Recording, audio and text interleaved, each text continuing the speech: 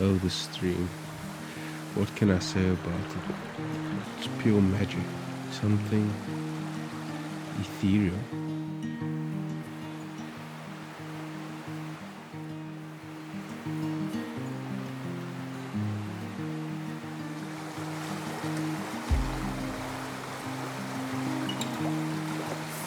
There we go.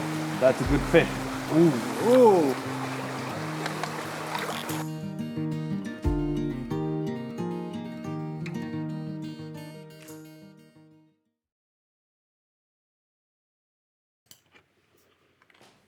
The day had finally arrived. I had packed my suitcase full of camera gear and was about to head on my first serious German train ride.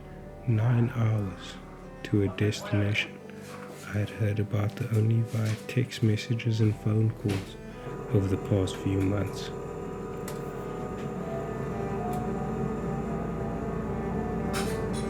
18:51 Uhr von Gleis 2 am gleichen Bahnsteig.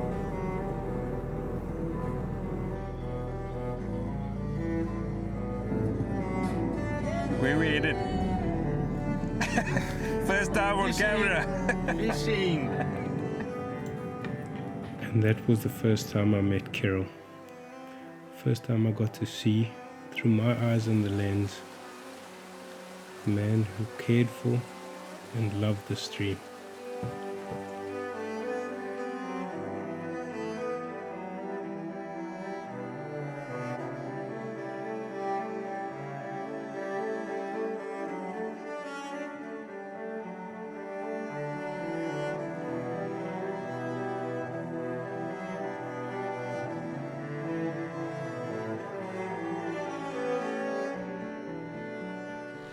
My name is Kirill.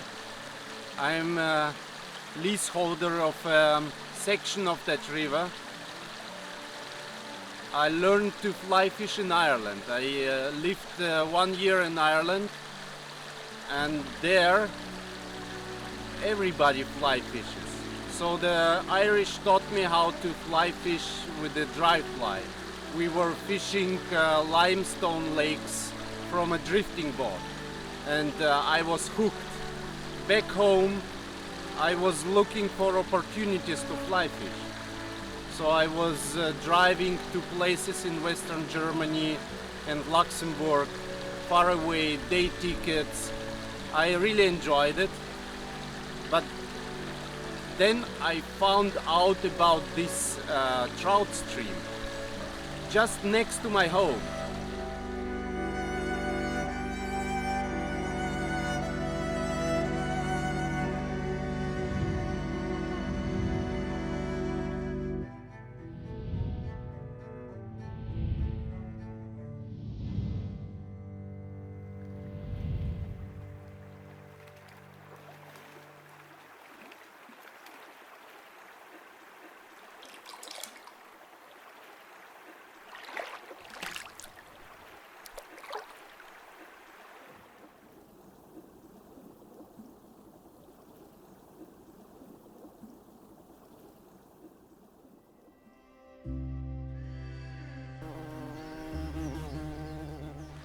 This river is one of the last rivers in Western Germany which is natural.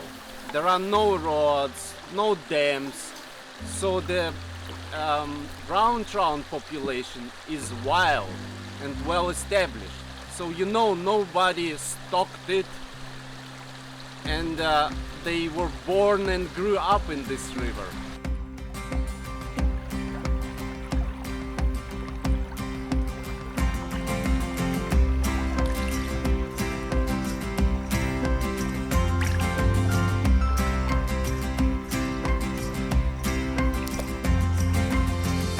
These side channels are super important for the trout population.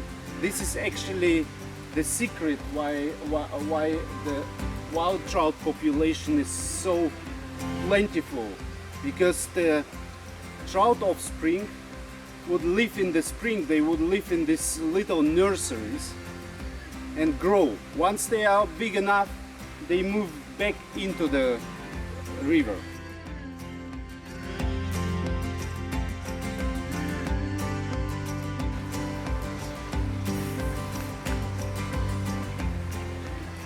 The other person on this trip was Nick, who in many ways orchestrated this entire adventure. Nick had guided Kirill in Luxembourg, and they forged a friendship on the water. It wasn't long after this that he was invited to be one of the first outsiders to fish the piece of heaven on earth that Kirill had acquired the rights to.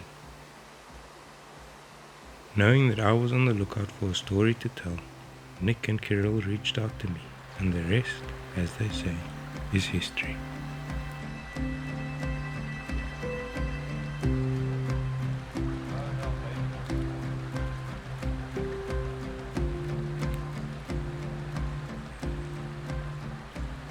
We spent our time on the water, away from the world, fishing, filming, and most importantly, just being at peace in the beauty that surrounded us.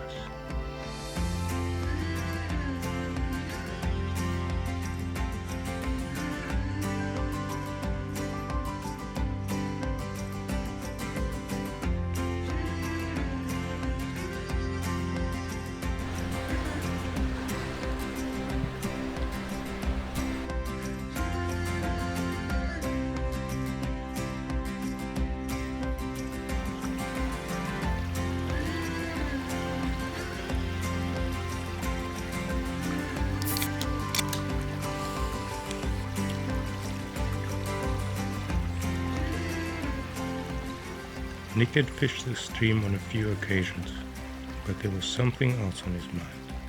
Something Kirill had mentioned that seemed to be a grand otherworldly fiction.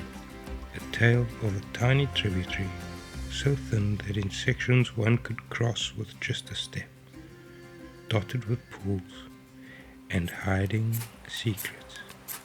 Secrets that now consume Nick's every waking thought. But more about that later.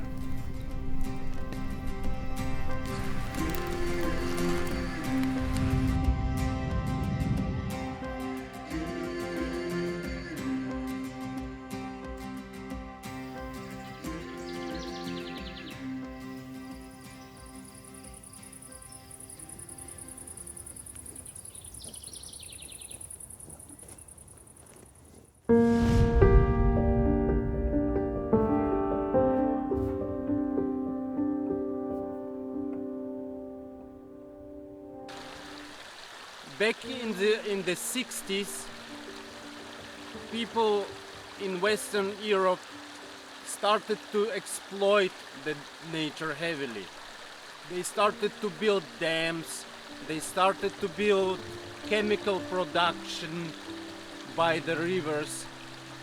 So they cut forests around the river, which destroyed the balance, the natural balance of the river. And that was the reason in most of the rivers grayling and brown trout population almost vanished. And this was also the reason the crayfish vanished. In presence of American invasive crayfish, you cannot have restock native crayfish. It's impossible.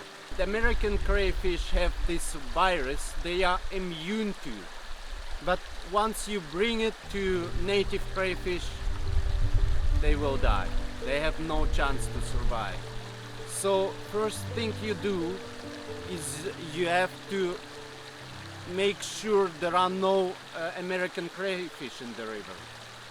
So me and my friends were monitoring this river for American crayfish. Every week we installed crayfish traps on another places, and they were always empty. This is how we know there are no American crayfish in this river, which is brilliant news. Now this river is ready for the native crayfish. So I would like to use the revenue of the guests to fund the crayfish project. So I would like to stock native crayfish back into this water. This stretch of the river has been a hidden secret for 50 years because it was in ownership of a wealthy person, and now it's my job to maintain and restore and look after this river.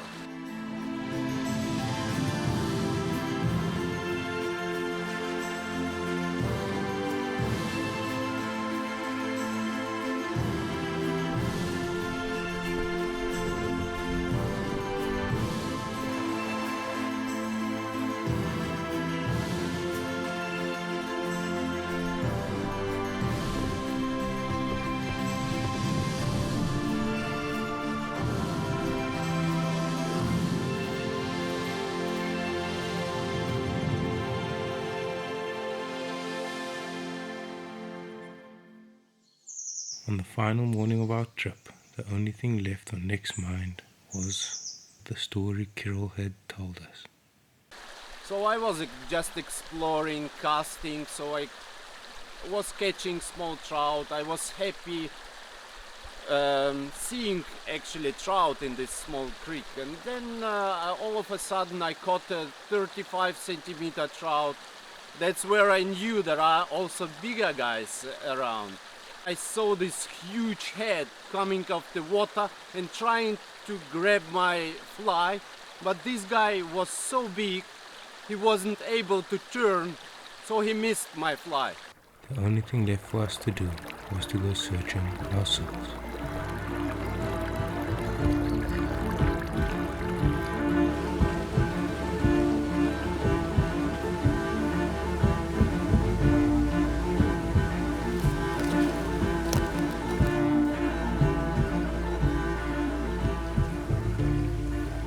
Did you see it?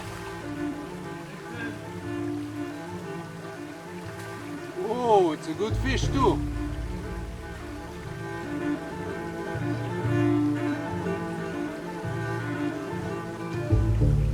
It's a fucking monster. Can I go in and bring a net? Go, go, go.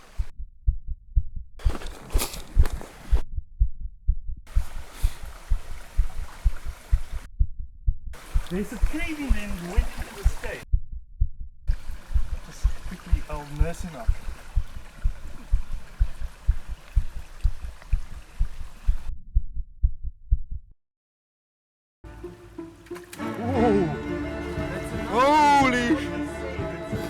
Holy shit! Holy shit! Oh, put it in the water. Holy fuck!